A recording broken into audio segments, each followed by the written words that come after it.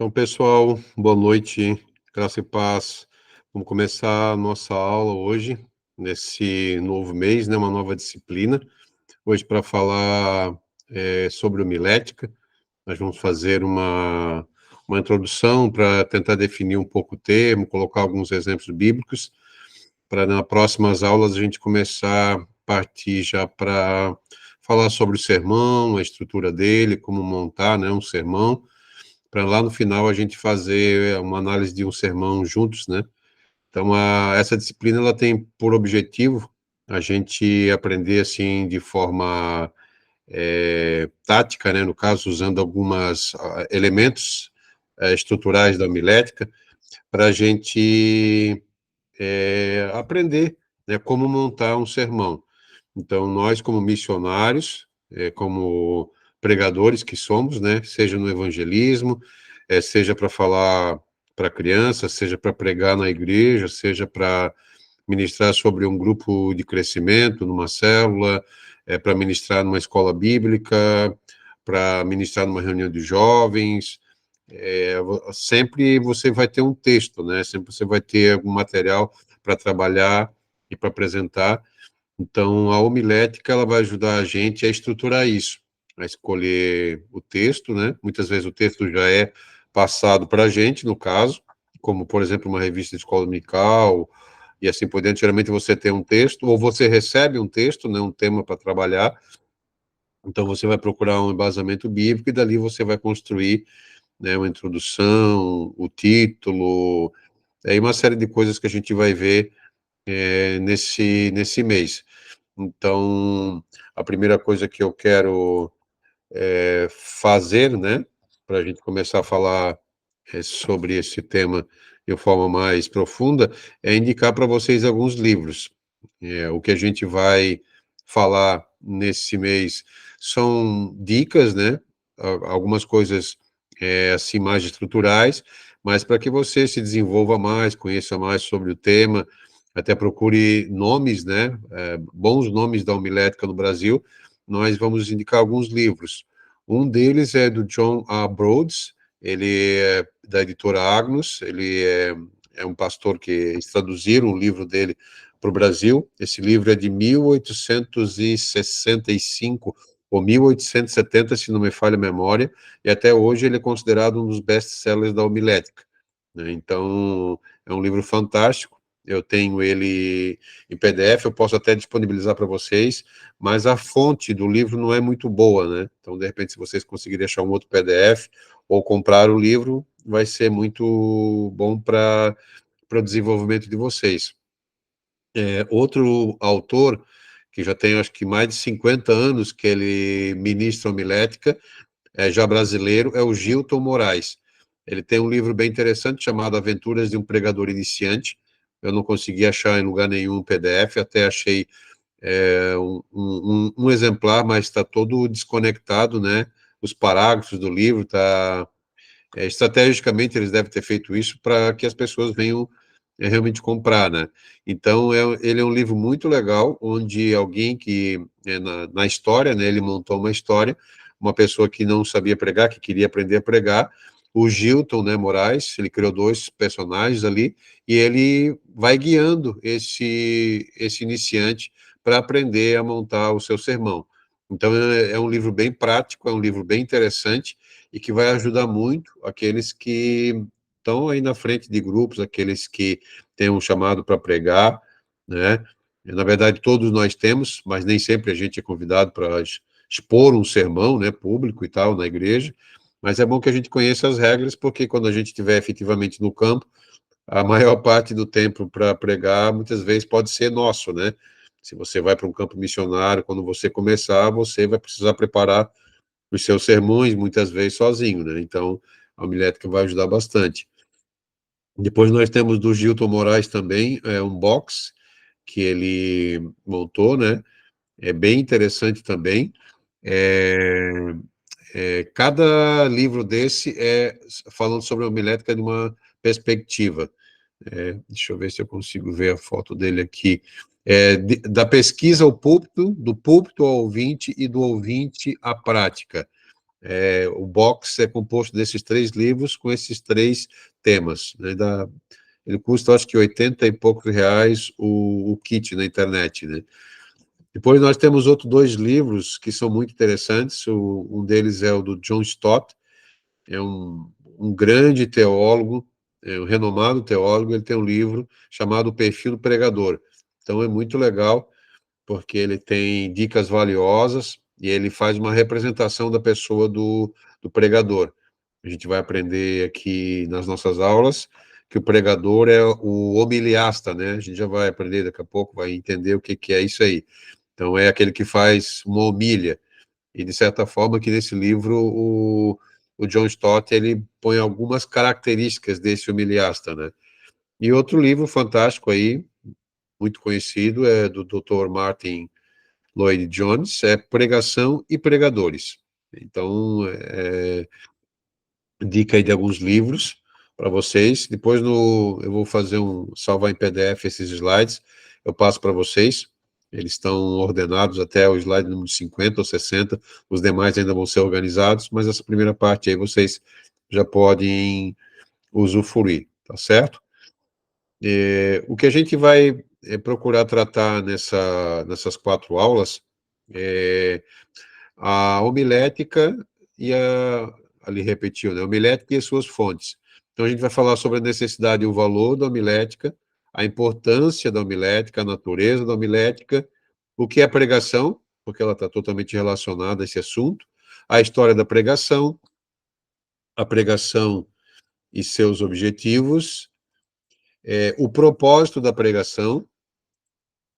A gente vai falar um pouco sobre a pessoa do pregador, mais para o final, né? Falando sobre o preparo individual do pregador, o preparo espiritual do pregador, dicas pertinentes a pregadores, algumas regras de eloquência, a postura dele, né, quando fala diante do pessoal.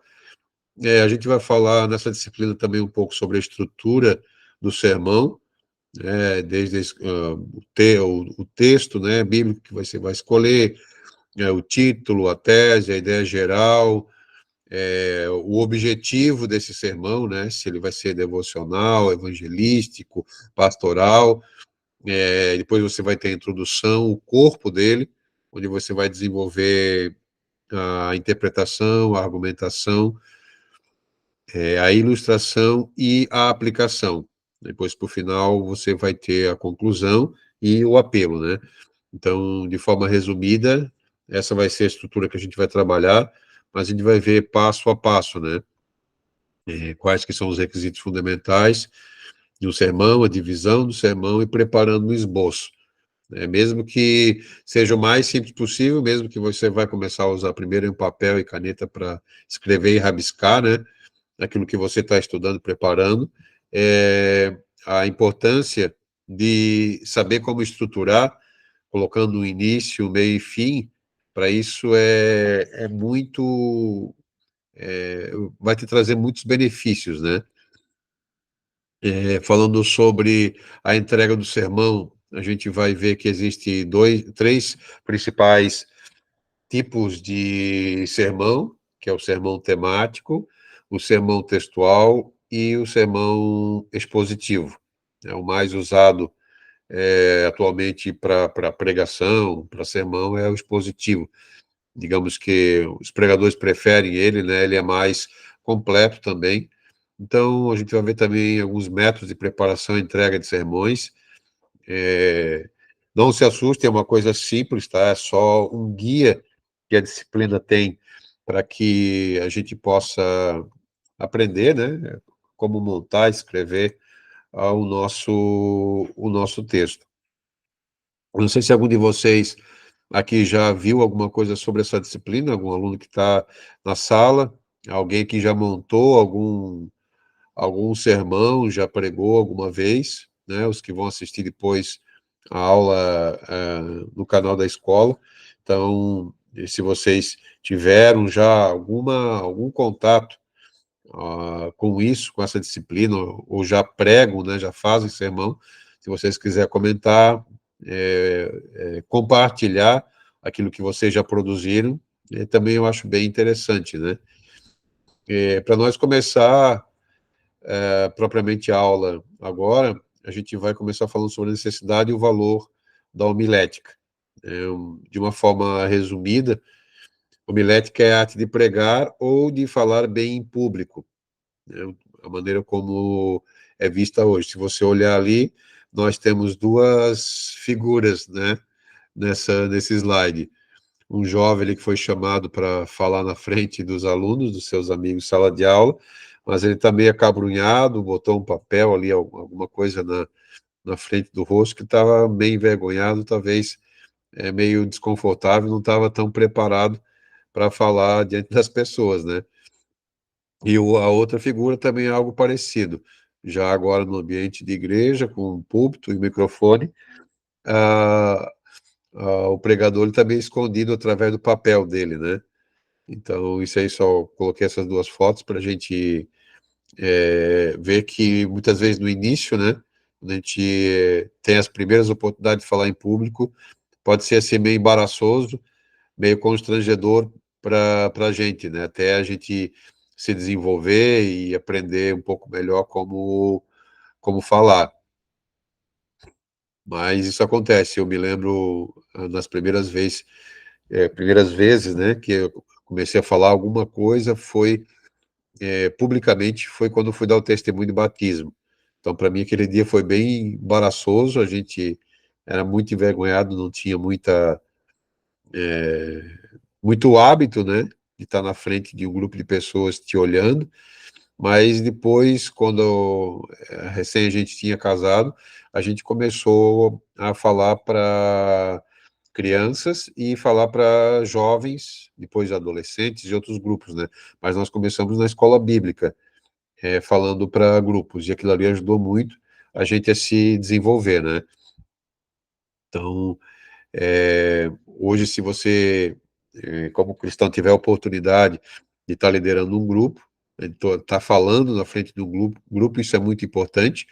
De repente, um grupo menor, primeiro, vai lhe ajudar muito a desenvolver métodos, maneiras de você falar melhor, né?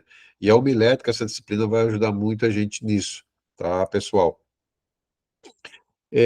A gente pode, ao falar sobre a homilética, falar sobre a homilética antes da homilética, né? O termo homilética, ele é recente, ele é, acho que do século XVI ou XVII, quando eles fizeram essa nomenclatura e deram esse nome, né? Embora oradores, pregadores, retóricos, até olhando para o Antigo Testamento, nós vamos ver pessoas que discursavam, que falavam, mas talvez eles não tinham conhecimento e não utilizavam assim uma técnica, né, de ser muito estruturada como é a homilética atualmente. Então, antes dela existir como uma disciplina, ela, quem sabe, já era utilizada de alguma forma, mas não tinha esse nome. Então, antes da existência da homilética, a gente tem que olhar para a história de como surgiu, por exemplo, a comunicação, ou sinais, a fala, a escrita, a conversa, né?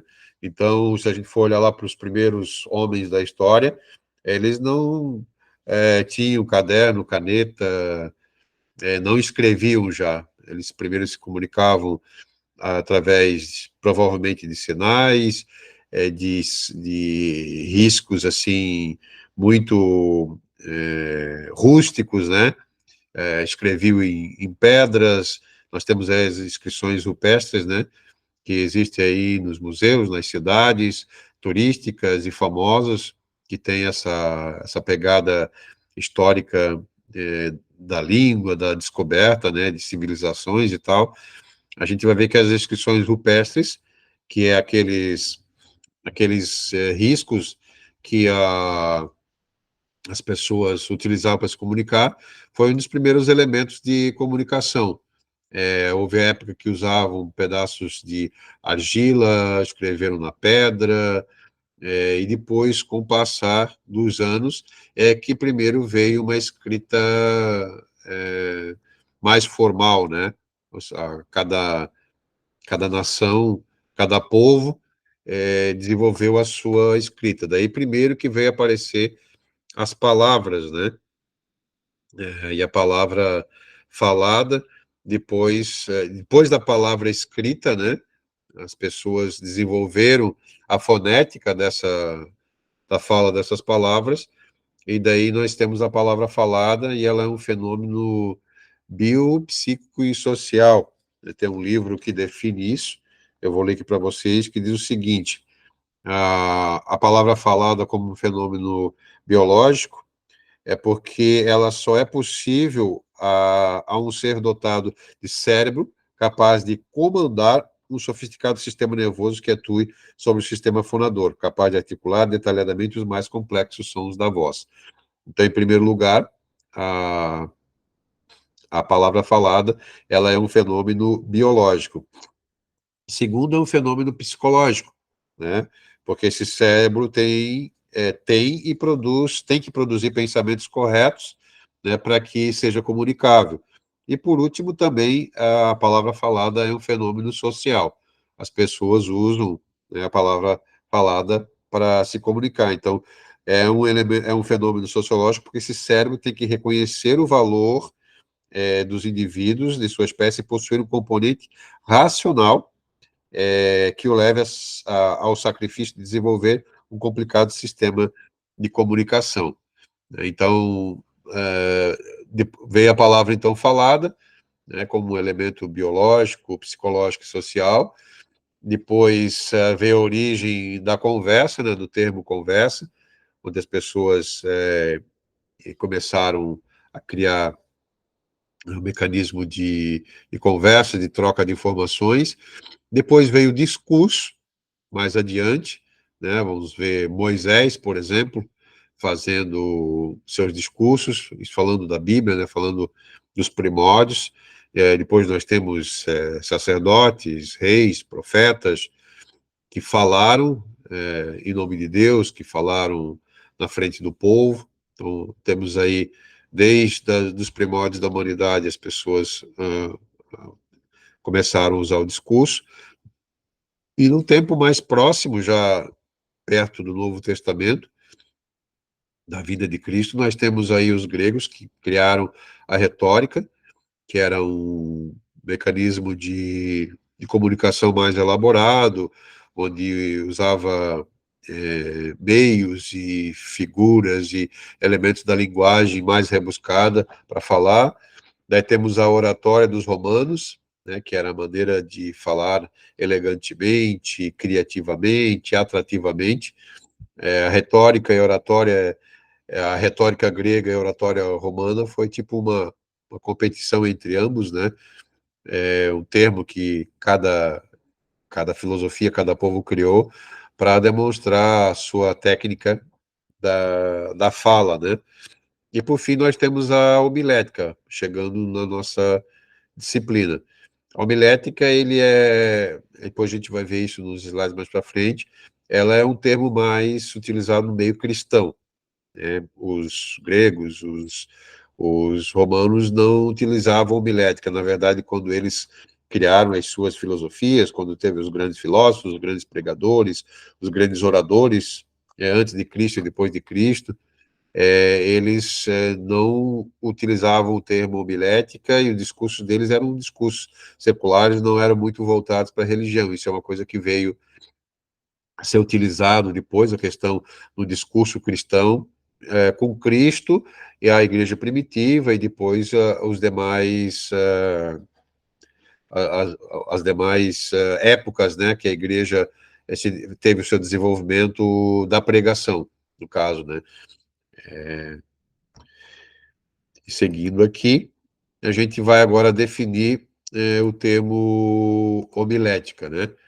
Então, antes da homilética, nós temos toda essa corrida aí até a gente chegar nesse termo. O termo homilética, ele vem de homiléticos, do grego, e ele tem três raízes importantes para que a gente consiga entender o significado, né? O que é a homilética no caso. Então, o termo homilética tem suas raízes etimológicas em três palavras da cultura grega. A primeira é homilos, que significa multidão, turma, assembleia do povo, está lá em Atos capítulo 18. Em segundo, ela tinha uma outra raiz que é homília, que está relacionado à forma como as pessoas conversavam. Aqui o termo, aqui a explicação do slide diz que designa a pregação cristã feita nos lares em forma de conversação. Ou seja, no Antigo Testamento, no meio dos judeus e no início da era cristã da igreja, era comum as pessoas, antes do estabelecimento da igreja cristã como a gente tem hoje, as pessoas se reuniam na sinagoga. E lá existia lá uma homília, um texto que era lido e explicado em cada sábado, né, em cada encontro.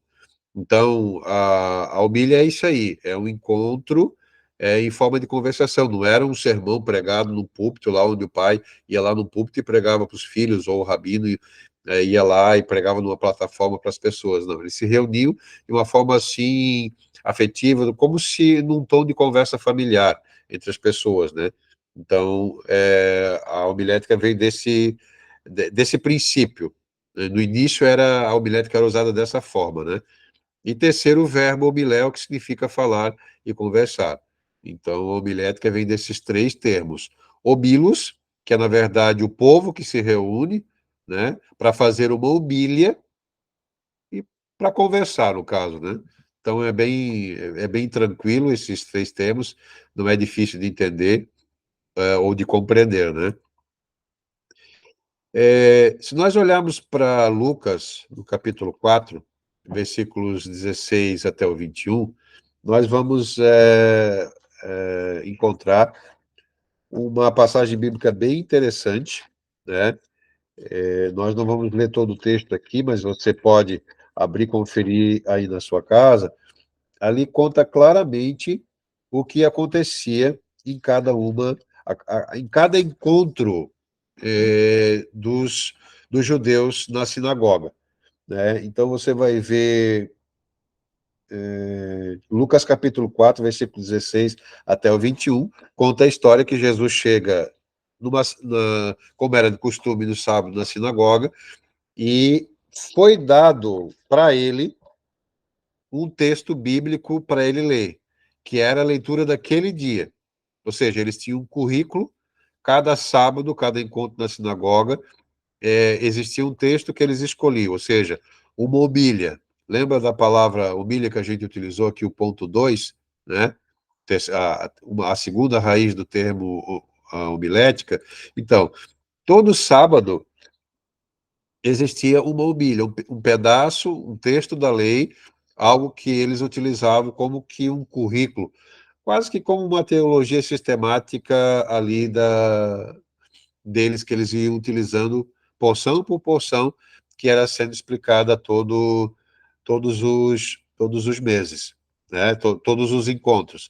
Então, aqui conta essa história, que Jesus chegou, eles deram para ele o pedaço do estudo daquele dia, para ele ler, e justamente aquele texto que ele recebeu para ler falava dele mesmo, né? Então, as pessoas ficaram admiradas, porque quando ele acabou de ler, ele chegou e disse para todas as pessoas que estavam presentes: hoje se cumpre essa escritura. Então, ali a gente vai ver, nesse encontro de Jesus na sinagoga, nessa homília, nesse estudo que eles faziam de forma semanal, nós vemos um dos primeiros exemplos no Novo Testamento sobre o uso da homilética. Não como uma disciplina, mas eles já faziam o uso da homília, né, que era o uso de uma porção das Escrituras toda semana que eles liam para estudar. Quase parecido com um grupo familiar, por exemplo, né, que as famílias antigamente tinham muito costume de usar, hoje em dia não é muito comum, né, é uma coisa que a igreja precisa resgatar, a questão do grupo familiar, mas os encontros na sinagoga era praticamente isso. Então, o povo era conduzido por uma espécie de homília, uma homília sistemática, uma espécie de currículo que possuía o início, o meio e o fim. É como a gente, por exemplo, na nossa igreja aqui, ou na igreja batista, presbiteriana, assembleana, eles têm lá a escola dominical, né? Então, um currículo lá de 3 meses, 13 lições, por exemplo. Então, eles vão escolher um tema e a cada domingo eles vão tratar de uma porção daquela, né? Por exemplo, a igreja de BMA tem todas as terças-feiras ali, eles exploram um determinado texto bíblico, um determinado tema, durante várias semanas. Então, isso é uma espécie de homilia bíblica também. É um artifício, é um instrumento da homilética para que aquele assunto seja dissecado, seja explicado, seja aprendido de uma forma assim, um pouco mais profunda, mais intensa, né? Vamos continuar aqui. Se nós olharmos para um outro texto do Novo Testamento, em Lucas capítulo 24, dos versículos 14 até o 27, a gente vai ver uma coisa muito linda aqui, muito importante. O encontro de Jesus com os dois discípulos no caminho de Emaús. Eu acredito que todos vocês conhecem muito bem essa passagem bíblica. E o primeiro versículo, um dos primeiros versículos, se a gente abrir a Bíblia para dar uma conferida, você vai ver ali em 24 e 15, né, começa no versículo 13, o 14 também fala alguma coisa, mas no versículo 15, ele tem algo bem importante que já começa a explicar, a falar alguma coisa relacionado à homilética, né? Ele diz assim o texto: e aconteceu que indo eles, falando entre si, olha só, e fazendo perguntas um ao outro, o mesmo Jesus se aproximou e ia com eles. Nesse versículo, nós temos 4 verbos que vão nos ajudar e nos encaminhar para mais adiante, dentro desse mesmo texto, ver que Jesus fez uso da arte da homilética, embora ainda não fosse uma disciplina já regulamentada, como eu falei para vocês no início da aula, mas ele se utilizou de um princípio homilético. E eu quero que vocês prestem atenção nisso, porque isso vai ser um modelo para a gente, quando a gente fala dessa questão aí do uso da homilética nos nossos sermões, no preparo das nossas falas, né? Então, o slide aqui fala que o relato de Jesus ressuscitado, com 2 discípulos no caminho de Emaús. O verbo grego homiléu, que a gente já falou um pouquinho antes aqui, é usado para empregar o diálogo em tom familiar e afetivo dos 2 discípulos que trocavam ideias entre si a respeito dos últimos acontecimentos relativos à condenação e morte de Jesus, né? Então, o verbo que é utilizado, o verbo homiléu, que é uma das raízes da palavra homilética que a gente falou antes, ele está dentro aqui do versículo 15. Ele é o primeiro verbo desse versículo 15 de Lucas 24. Depois nós vamos ver, ainda no versículo 15, o segundo verbo, que diz assim, no mesmo versículo o texto diz que eles discutiam, investigavam, disputavam, questionavam e arrazoavam entre si. Eles não somente conversavam em tom familiar, o verbo homiléu, mas debatiam sobre o tema. Isso também é um aspecto da homília, é um aspecto do uso da homilética, esse segundo verbo, né? Então, eles conversavam entre si, mas também procurando investigar, questionando e arrazoando sobre os últimos acontecimentos relacionados a Jesus. Então, nós podemos afirmar, baseado nesse segundo verbo, que a homilética, nesse sentido, ela não é totalitarista, ela é democrática. Não polariza, mas dá liberdade para que todos opinem. Há um bom senso para encontrar a verdade. Nós não estamos falando aqui de relativismo ético e moral, não estamos aqui falando de relativismo relacionado à interpretação e exegese das escrituras, não. Mas a liberdade que nós temos para, num tom de conversa, é questionar, investigar, procurar entender a situação e o assunto, que era o que os discípulos estavam fazendo ali naquele momento. Daí nós chegamos no terceiro verbo, dentro ainda do versículo 15. O texto ainda afirma que enquanto eles conversavam e debatiam, o próprio Jesus se aproximou deles, o verbo enguizo. Este verbo significa chegar perto, estar ao alcance da mão. Então, a verdadeira homilética, nesse caso a homilética de Jesus, que chegou e se aproximou de dois discípulos que estavam conversando, né, fazendo uma homilha, estavam debatendo sobre um determinado assunto, Jesus se aproxima deles e tipo diz assim, e aí pessoal, estão falando sobre o quê? Né? O termo WhatsApp que a gente tem aí, que todo mundo tem WhatsApp, não tem todo, vocês usam todo dia. O termo em inglês WhatsApp é isso, e daí? E aí, o quê? O que está acontecendo? Qual é o do momento? O que vocês estão falando? O que nós vamos conversar? Né? Então, Jesus chega e pergunta para eles, e daí? Estão conversando sobre o quê? Então, a verdadeira homilética, no caso de Jesus, ela atrai, ela aproxima, ela está ao alcance da mão, ela não dispersa. Ela convida para nos achegarmos e debatermos.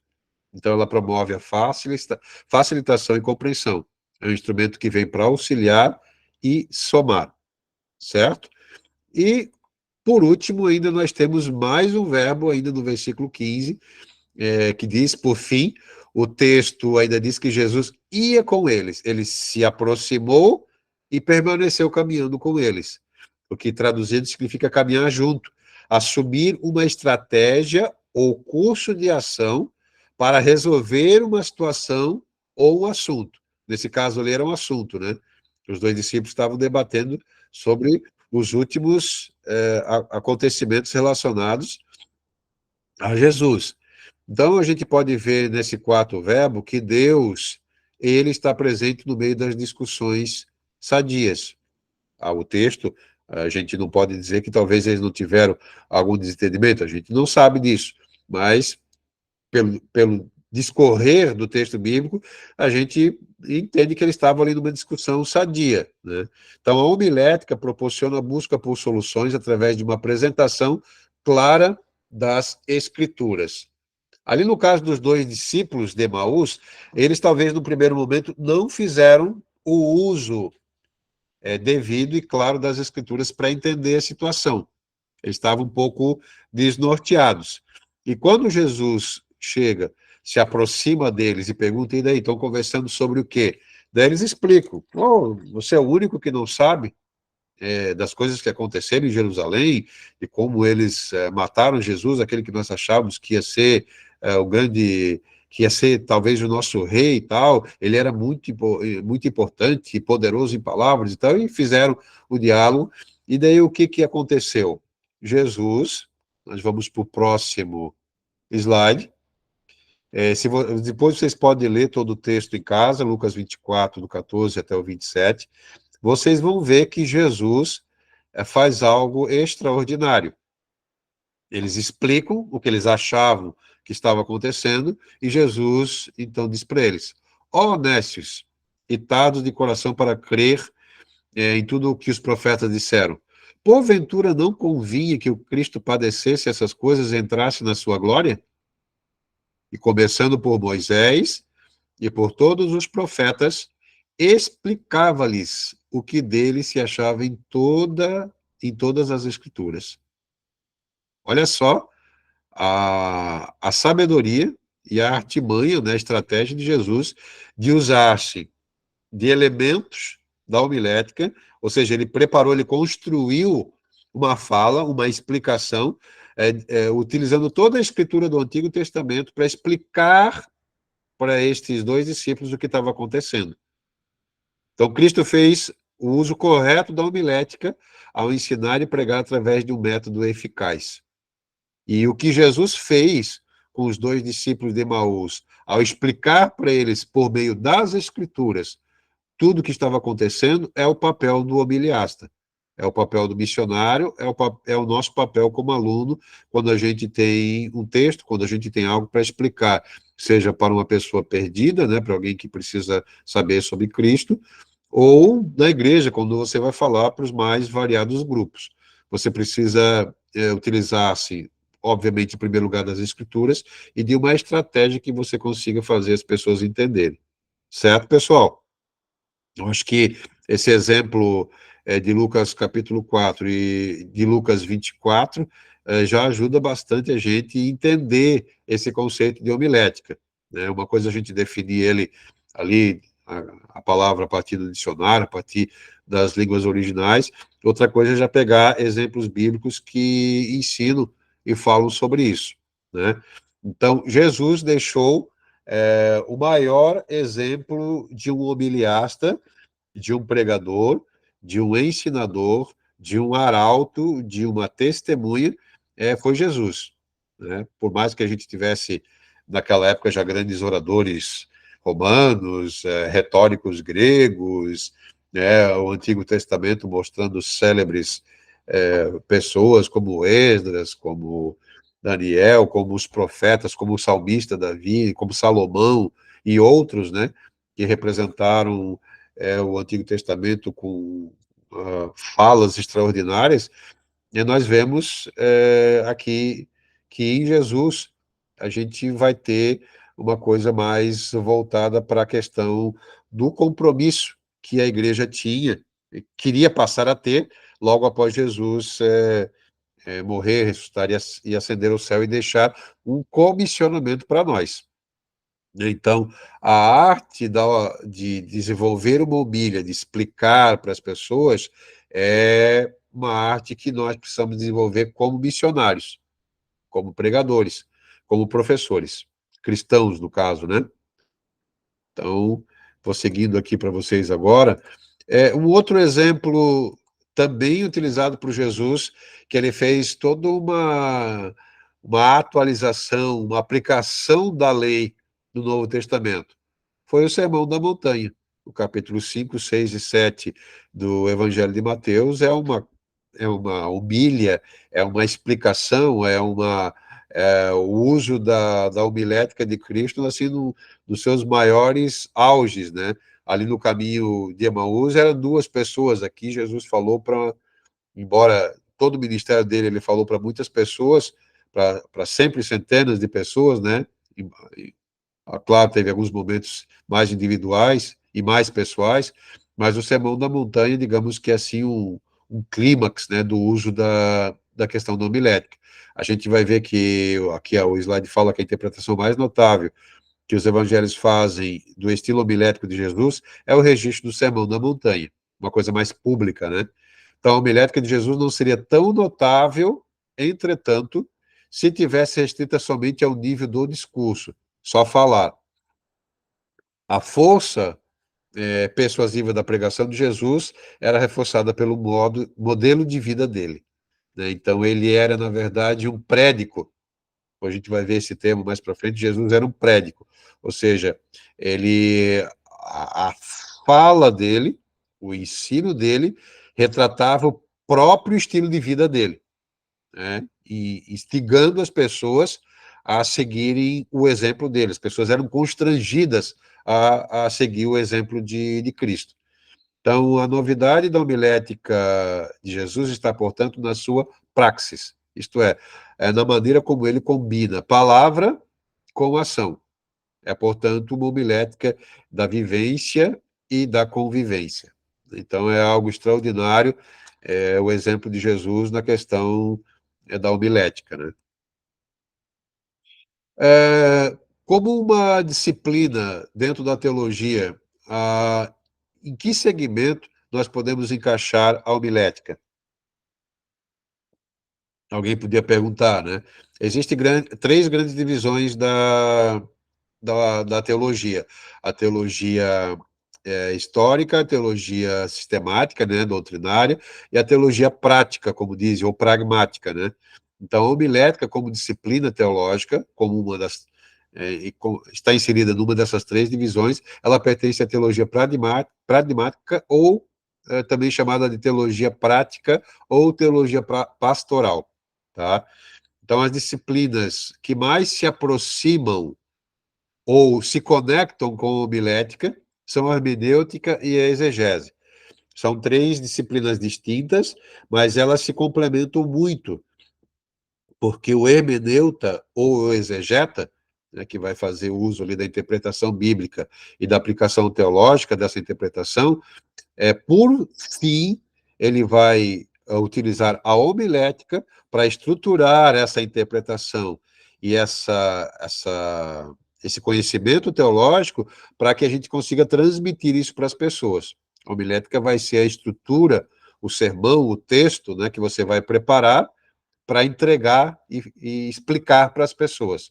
Então, essas três disciplinas, elas estão muito interligadas, porque uma homilética sem hermenêutica e sem exegese, ela não é homilética. Ela não vai explicar, ela só vai confundir, e ela pode levar as pessoas para caminhos muito errados, né, teologicamente falando.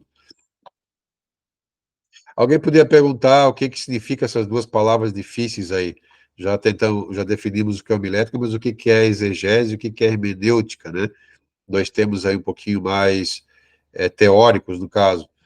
Então, a exegese é a transliteração de um termo grego exegeses, né? A gente, em português, fala exegese, não usamos esse jeito difícil de falar, né? Que significa uma narração, uma exposição. A palavra é formada por ek, fora de, e egeomai, conduzir, guiar, liderar. Daí o sentido de tirar, trazer para fora, relatar, explicar e expor. Então, aplicando a palavra ao texto, significa extrair a mensagem do texto, no nosso caso, do texto bíblico. Então, portanto, a função da exegese bíblica é, humanamente falando, trazer à luz a mensagem da parte de Deus conforme está exatamente registrada nas Escrituras. Essa é a atividade da exegese. É uma técnica, uma doutrina que vai auxiliar o estudante, o pregador, missionário, o biliasta, a extrair do texto bíblico o sentido teológico, né, o sentido daquela palavra para ela poder ser compreendida pelas pessoas. Aqui nós temos uma imagem de um exemplo, né, do uso da exegese, aliada à interpretação bíblica, onde vocês vão ver ali 4 palavras que foram circuladas, né? Então, o que o estudante está fazendo nesse caso aqui? Ele pegou Gálatas capítulo 3, versículo 24, leu, releu, e ele sinalizou 4 palavras importantes: lei, tutor, justificados e pela fé. Cada uma dessas palavras, ele abriu mais uma, uma fala, abriu mais um campo de conversação e de escrita para procurar entender e descrever, né? Por exemplo, a lei, o que era tutor, o que significa ser justificado, o que é ser salvo pela fé, e ali ele vai construindo, né, uma apresentação das Escrituras para expor para alguém que precisa entender esse texto, né? Então, de certa forma, isso aqui é um exemplo prático do uso da exegese, aliado à interpretação, né? Contrário da palavra exegese, existe a exegese. É parecido o termo, mas é outra coisa bem diferente. Então, deste modo, a exegese é oposta à exegese, que é aqui a gente pode colocar, em vez de introdução, botar introduzir. É a atitude que consiste em tentar fazer o texto dizer o que nós queremos. É torcer as evidências em favor de nossas concepções previamente dogmatizadas. Lloyd Jones, nós indicamos um dos livros dele no início da nossa aula, ele nos adverte quanto ao perigo da exegese. Quão importante é dar-nos conta do perigo de começar com uma teoria e impô-la sobre as Escrituras. Temos que ser cuidadosos quando estudarmos as Escrituras, para não suceder que elaboremos um sistema de doutrina baseado num texto ou numa compreensão errônea que nós temos do texto. A gente acha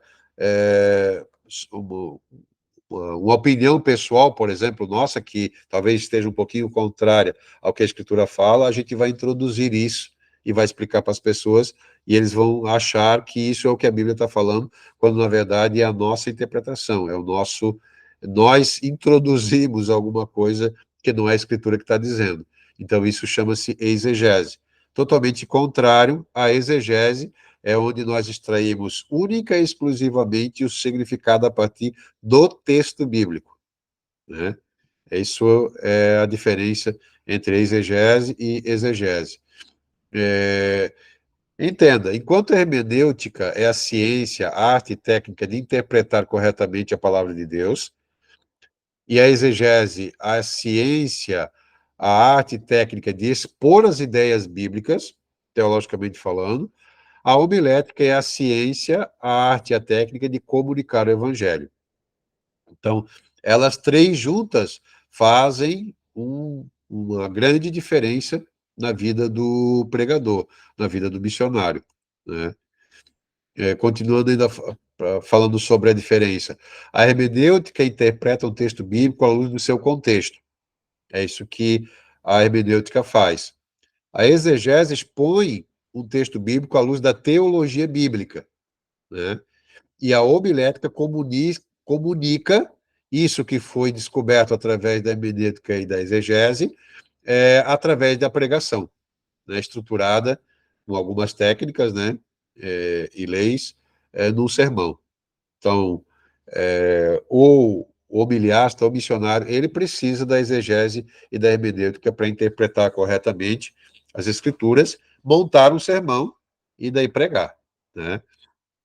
A homilética depende amplamente da hermenêutica e da exegese. A homilética sem hermenêutica bíblica é uma trombeta com um som incerto, como diz lá em 1 Coríntios 14, 8. E a homilética sem exegese bíblica é a mera comunicação de uma mensagem humanista e morta. 1 Coríntios 4 e 18. Certo, pessoal? Gente, se vocês tiverem alguma dúvida, se vocês quiserem fazer alguma pergunta, vocês podem fazer, tá? Eu procurei fazer os slides da forma mais clara possível para ficar fácil de entender, tá? Daí a gente podia fazer a seguinte pergunta, vocês podiam fazer para nós essa pergunta. A homilética, ela é uma arte, ela é uma técnica ou ela é uma ciência? O Gilton Moraes, aquele que nós indicamos os livros ali também, no início da aula, ele falou o seguinte: tem se perguntado se a homilética é uma arte, uma técnica ou uma ciência. Ele responde assim: nossa resposta é que depende do ponto de vista do observador. Assim, homilética, como retórica ou oratória, é uma ciência, quando considerada sob o ponto de vista de seus fundamentos teóricos, né, históricos, psicológicos e sociais. Ali, quando você usa homilética nesse sentido, ele é uma ciência. A homilética é uma arte quando considerada em seus aspectos estéticos, né, a beleza do conteúdo e forma que você monta o seu sermão. E ela é considerada uma técnica quando considerada pelo modo específico de sua execução ou ensino, né? Então, a resposta do Gilton Moraes é dessa forma. Ela é tanto ciência, ela é tanto arte, como ela é tanto uma técnica. Essas três coisas. Não é nem só uma, nem só outra. É o conjunto desses três elementos. Temos relacionados a palavra homilética. O primeiro deles, um dos mais comuns, é a pregação. A pregação é o resultado final, o sermão, no caso, é o resultado final do desenvolvimento, do preparo de uma homília, né? Então, a pregação vai ser ali o teu esboço, né, que você preparou para falar. É claro que você precisa executar e precisa ir lá na frente das pessoas e falar, explicar, pregar, mas a pregação em si, o texto em si, ele é resultado da homilética, porque é ela que vai lhe ajudar a fazer e preparar o seu sermão. Outro tema relacionado à homilética é a prédica. A prédica é a comunicação da verdade de um homem para outro. A gente falou muito antes sobre o exemplo de Jesus, né? Então, pessoal, retornando aqui, perdão aí, aconteceu alguma coisa aqui na nossa internet, é a primeira vez em todas essas aulas, né? Mas pode acontecer. Depois a gente edita esse vídeo. Nós estamos falando aqui sobre a prédica, né, que é a comunicação da verdade de um homem para o outro, uma espécie de autorretrato do pregador. Então, Jesus foi esse exemplo supremo de alguém que era um grande humilhasta, e ele não só pregava, mas vivia, né? Então, isso é realmente muito importante. Nós temos ainda, relacionado ao termo homilética, a questão da retórica, que é o uso de todos os meios e recursos da linguagem. Os gregos foram muito fera nisso, né? E a gente tem aí no meio da história tantos filósofos, tantos grandes retóricos, né? E também a oratória, que é a arte de falar em público de forma elegante, precisa e atrativa. Os romanos que começaram com a questão aí da oratória, para provavelmente concorrer com os gregos, e depois a soma da retórica e da oratória acabou ajudando ainda mais, né, os grandes, as pessoas que sempre falaram em público. E depois nós temos aí também a questão da eloquência, que é falar em público com facilidade. A gente sabe que tem pessoas aí que parece que nasceram com o dom, né? Eles têm uma facilidade, uma eloquência que é uma coisa assim incrível para falar diante das pessoas. Então, a homilética, ela está relacionada a isso. A pregação, a prédica, a retórica, a oratória e a eloquência. Obviamente, os gregos e os romanos da época, eles não relacionavam o termo homilética, mesmo conhecendo o termo homiléu, né, que a gente definiu no início, eles conheciam, sabiam, mas para eles não fazia sentido porque o público judeu, por exemplo, eles não tinham esse costume de sair para outras nações, de pregar, falar de Deus para outras nações, embora isso era uma prerrogativa que eles tinham como povo de Deus, né, que Deus havia estabelecido para eles, mas eles não utilizaram muito esse recurso, embora fosse uma obrigação deles, né. Isso veio começar a acontecer mais, a questão de sair de Israel, sair de Jerusalém para outras nações, com o advento de Cristo, com o comissionamento dos apóstolos, com a igreja primitiva, a perseguição, e todo esse contexto da história da igreja até os nossos dias. Então, aí entrou a questão da homilética. Então, a homília, ou a homilética, o uso da homilética, ela pode se usar, sim, da retórica, da oratória, da eloquência, de boas técnicas, né? Mas ela sempre vai estar relacionado a uma mensagem cristã, sempre no contexto de religiosidade, né? Os oradores, os retóricos, eles não utilizavam o termo homilética para isso, né?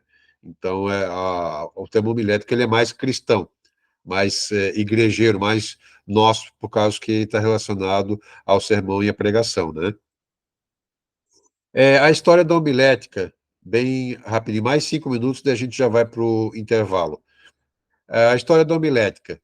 Desde o Antigo Testamento já se fazia uso, embora não fosse uma disciplina. Sacerdotes, reis e profetas se utilizaram dela.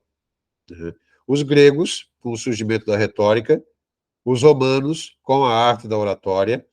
Depois, no início da igreja, na história da igreja primitiva, né, no contexto já religioso, nós temos aí alguns nomes como Basílio, Crisóstomo, Ambrósio, Agostinho.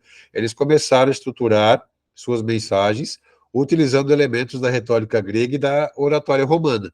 Daí se tornou a, a homilética, né? Ela começou a se estruturar de uma forma mais pomposa. Por quê? A gente já vai ver alguns motivos, depois do intervalo a gente vai ver alguns motivos disso. O ministério de Jesus, nós temos o uso dela, nós falamos ali sobre Lucas capítulo 4, Lucas capítulo 24, Mateus capítulo 5 até o 7. Então, no ministério de Jesus, a gente vê um grande desenvolvimento dela. Na época da pré-reforma e reforma, com homens como Tomás de Aquino, Erasmo de Roterdã, John Wycliffe, Savonarola, Lutero e muitos outros, né? Que a história aí aponta como pessoas, grandes oradores e pregadores, grandes defensores, né? da fé através do uso de um bom discurso. E nos dias atuais, nós temos de 1847, 1850, 1860 para cá, nós temos aí o Alexandre Didel, que começou na França e na Alemanha a desenvolver de uma forma mais ampla, né, essa questão da homilética, Thomas A. Schreiner e o John A. Broads, que eu falei para vocês, indiquei o livro no início. Tá certo, pessoal? Então, isso aí já é uma pequena introdução. Deixa eu ver aqui, eu ainda vou falar esse último slide, a gente vai para o intervalo. Então, a homilética cristã, nós podemos afirmar, para concluir essa primeira parte do assunto, nessa primeira aula, nós podemos afirmar que a homilética é o resultado de um sermão ou fala constituído de recursos da retórica e oratória e outras técnicas, mas com a finalidade e aplicação cristã, ou seja, da pregação, do ensino cristão. Então, enquanto da retórica e oratória são utilizadas pelo mundo secular, a homilética é usada no seio da igreja cristã. Tá certo, pessoal? Nós vamos para o intervalo agora. A gente vai ter aí uns 5 minutinhos de intervalo, porque senão depois vai ficar muito tarde para nós. Em 5 minutos a gente já volta, tá, pessoal? Ah, a palavra-chave, a Marli lembrou aqui agora. Vamos colocar sermão. A palavra-chave dessa primeira aula é sermão.